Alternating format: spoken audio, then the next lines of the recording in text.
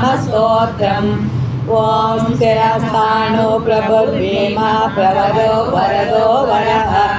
सर्वात्मा सर्वविख्याता सर्वकरो भवः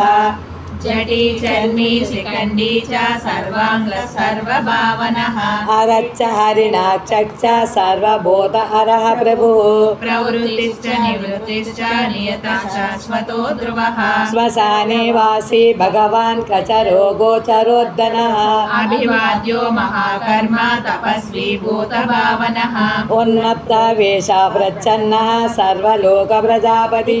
महारूपो महाकायो वृषरूपो महायसः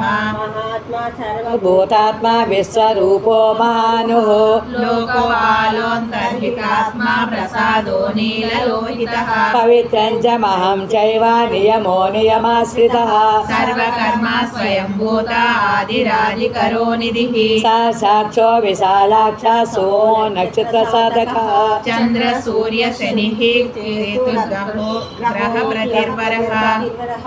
अद्यन्तलयकर्ता च मृगबाणार्पणो नगः महातप घोरतप अदीनो दीनसाधकः आद्यन्तः प्रमाणं परमं तपः योगी योज्यो महाबीजो महारेता महा